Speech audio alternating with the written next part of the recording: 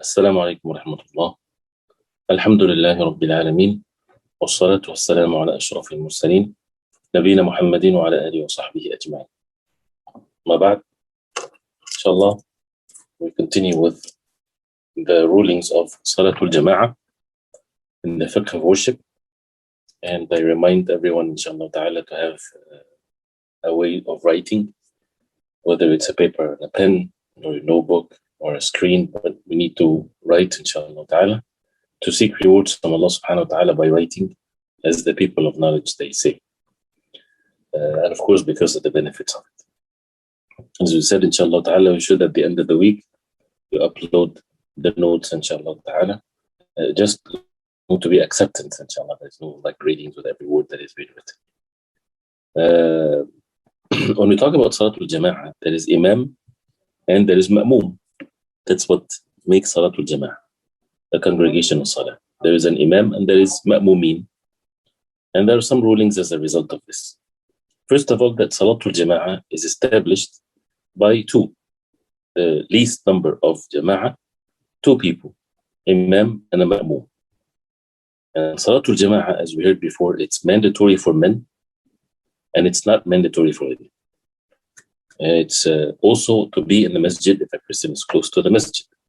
If a person misses it in the masjid as a man, if he has the means to pray it in Jama'ah any place, he should, because it's mandatory for men to pray Salat al-Fard in Jama'ah. And we talked about the excuses of missing Salat al-Jama'ah. If we talk first about al-Imam or al-Imamah, al-Imam is the one that leads the Salah. Al-Imamah is the position itself. So the Imamah of the Salah, Imamah with a ta' marbuta at the end, this is the position itself. So this Imamah, or the leadership in the Salah, is of a great virtue. And the virtue of it is that this is what the Prophet ﷺ used to be to the Ummah. And in the Salah, the Prophet ﷺ would lead the Sahaba radiallahu anhum. And after the Prophet ﷺ, the Khulafa Rashidin, they did that after him. But at the same time, the Prophet ﷺ, he forbade for a Muslim to ask for an imam, whether it's the major imamah, in major leadership, to be a leader, to be the Muslim leader, or to be leading in the Salah. And the principle in this is that whoever seeks such a thing, it is not to be given to him. Right? So this is not something that a person should ask. But there are criteria in which a person becomes the Imam of the people, especially if it's the Imam al-Ratib, or the one that is appointed by the people to lead them. And that's why it's a position to be given to the one that fits that position the best. And because of that, it's a virtuous position, right? Not that a person would seek something virtue that he wants to be an Imam. Or a person should seek ilm, yes, should seek to memorize the Quran, but in his heart he knows that this is a responsibility and it's to be given. And since the Imam is one and the Ma'mooms are the majority, so you can imagine if people are competing over this. We are forbidden from competing to be Imams. If there's an appointed Imam, Imam al-Ratib, then no one is permissible for him to lead the Salah when there's an Imam al-Ratib. If there's no Imam al-Ratib of the masjid, for example, definitely the people of the masjid, they should make it clear who would lead the Salah so that there's no confusion among the people. But if people are together and they want to make Salah, the Prophet ﷺ gave the criteria or the way to choose an Imam, whether it's a continuous Imam in a masjid or in any time people are together to lead the Salah. In the hadith in Sahih Muslim and others, where the Prophet ﷺ said, Ya ummul qawma aqra'uhum li kitabillah. The people should be led by the one that aqra'uhum, the most of them in recitation, memorization of the book of Allah. And the word aqra'uhum refers to memorization, refers to voice, refers to he knows how to recite the book of Allah good, and so on. So all of these things together. So the best among them that has Quran. فإن كانوا في القراءة سواء. if they are alike in the qira'ah of the Quran, they memorized the same of the Quran and so on, and they are the same also when it comes to the proper way of reciting and so on, then فَأَعْلَمُهُمْ بِالسُّنَّةِ. The next step is فَأَعْلَمُهُم بِالسُّنَّةِ, the one that has more knowledge of the Sunnah. فَإِنْ كَانُوا فِي السُّنَّةِ سَوَاء. If they are alike in the Sunnah, in the knowledge of the Sunnah, the Prophet ﷺ said فَأَقْدَمُهُمْ هِجْرَةً. فَأَقْدَمُهُم, the oldest of them in hijrah. And the hijrah is a virtuous deed. So this makes a person of a higher level than those who did not make hijrah. Of course, this is not something that is valid in our times. This is فإن كانوا في الهجرة سواء فأقدمهم سلما. And if they are in the hijrah the same, then أقدمهم سلما means the oldest of them and at times of peace and so on, which is also in some of the narrations أكبرهم سنا. Then the oldest of them in age. So in that order, right? So the first one is the one that memorized most of the Quran. The second one is the one that has the ilm, the one that knows the Sunnah, which is the ilm, and which is the Sunnah. Then أقدمهم hijrah, if there's a hijrah. And then أقدمهم Islaman, the one that the oldest of them in their Islam. If there's a group of people, they're all reverts, right? So, and they're all the same when it comes to memorization of the Quran, all the same with regards to the knowledge, right? Then who is to lead? The one that became a Muslim before others, just in case like this. Then the eldest among them. And the oldest one is the last in the category of who to lead the Salah. Then, if they're all alike, in case, then they would make qur'ah or draw a lot, flip a coin or whatever for someone to lead the Salah, or they just have someone to lead them the Salah. So this is the orders that the Prophet ﷺ mentioned. If a person has the Salah established in his place, his house, for example, then he has the right to lead, and it's not permissible for anyone to lead the Salah except by his permission. The same thing if there's an Imam of a masjid, it's not permissible for anyone to lead the Salah except by the permission of the Imam. And there's more details on this, but this is some of the brief issues with al-Imam. There's a very important point, because people living in the West or elsewhere, sometimes they would find themselves praying behind someone. People would say, is it permissible to pray behind that person?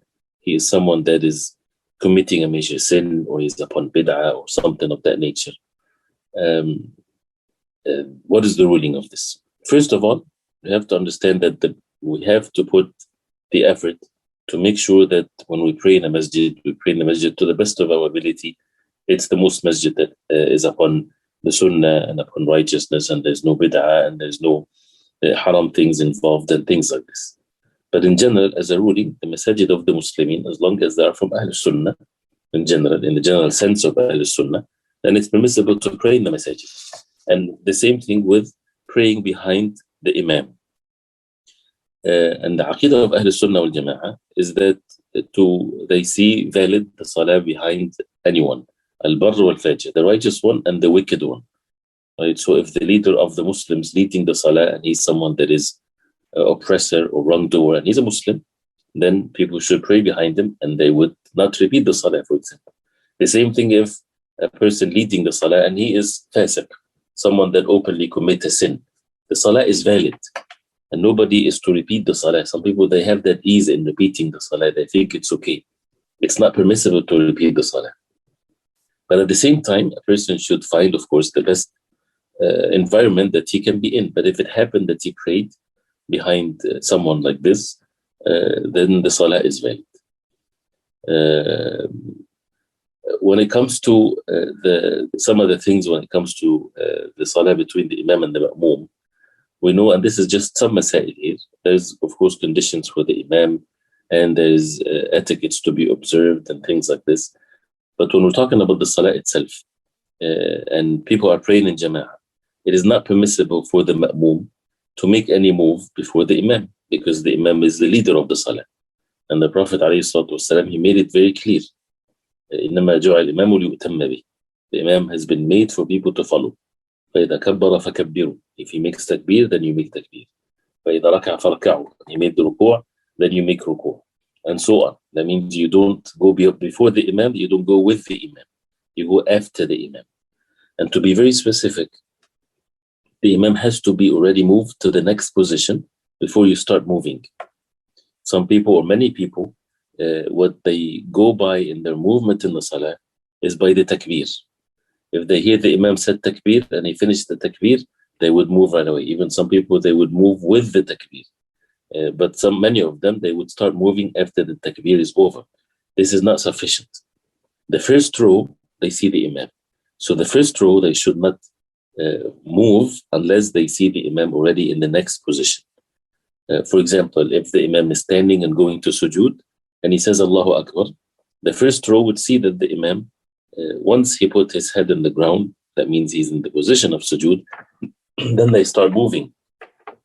And the people behind the first row, they would follow the first row, and the third, and so on. And this is all in split of a second, of course. And that's why it shows the importance of those who are in the first row. And what the Prophet ﷺ said, لِيَلْيَنِي مِنْكُمْ وَالْأَحْلَامِ وَالنُّهَى.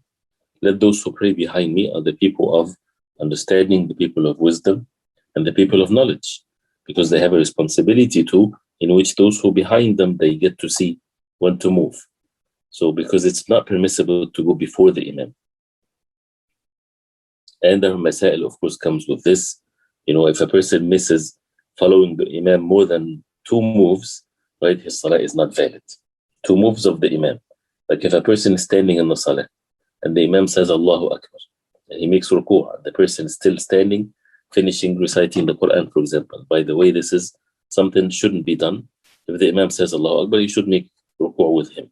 If he has a few words left in Surah Al-Fatiha, that's fine, but not to be as if he's not following the Imam. The Imam has to be followed. So once he says Allahu Akbar, you follow the Imam.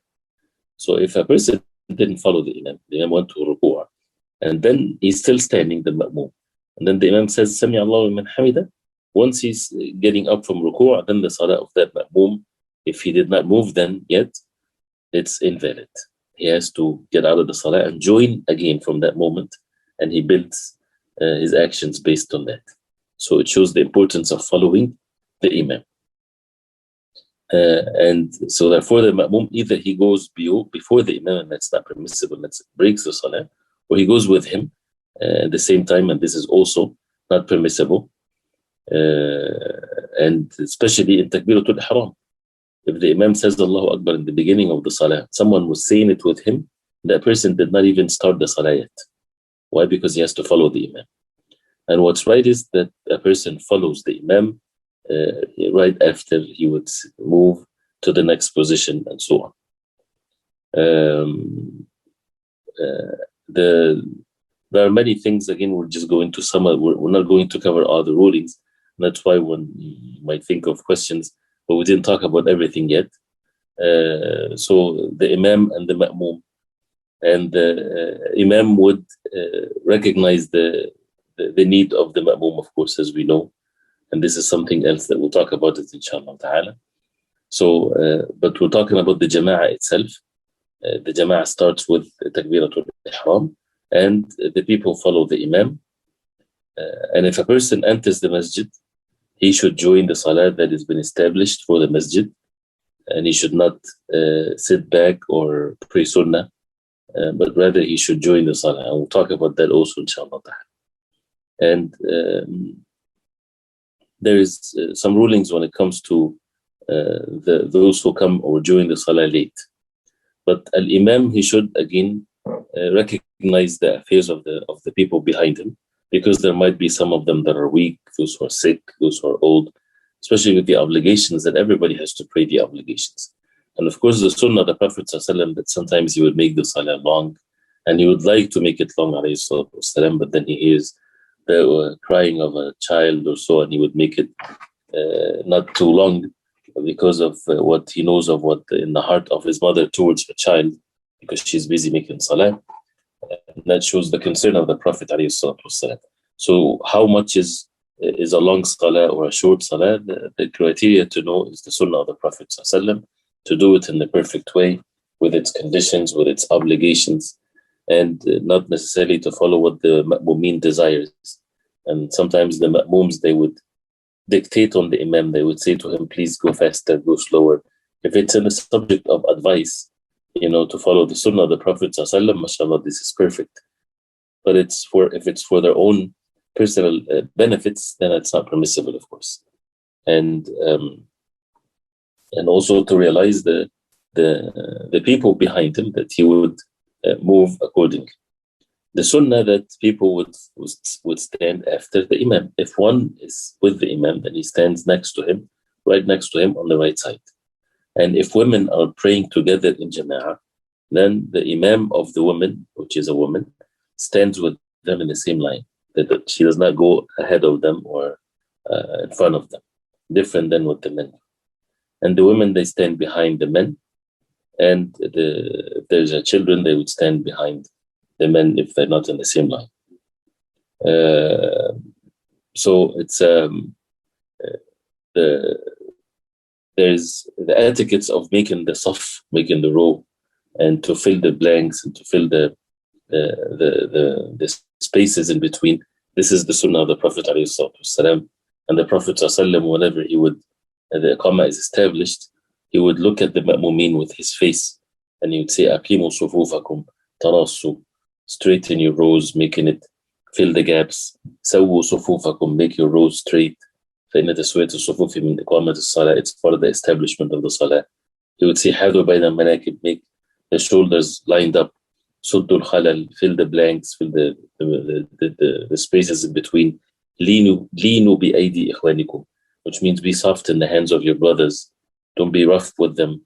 And he would say, وَلَا تَذَرُوا فُرُجَاتِ لِلشَّيْطَانِ, do not leave spaces for the shaitan between you, and so on. So these are the things that the Prophet ﷺ would say, which is one of the things that the imam should say, and he should say it and he should mean it, not just to say it for the sake of saying it, as many would just face the qibla and say istawa and then say Allahu Akbar, rather to look to see if there's any mistakes in the saf, and you would say istawu, istawu, istawu 3 times.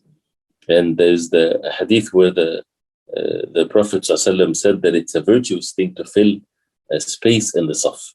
As the Prophet ﷺ said, وَمَنْ سَدَّ فُرْجَةً بَنَى اللَّهُ لَهُ بَيْتًا فِي الْجَنَّةِ وَرَفَعَهُ بِهَا دَرَجَةً.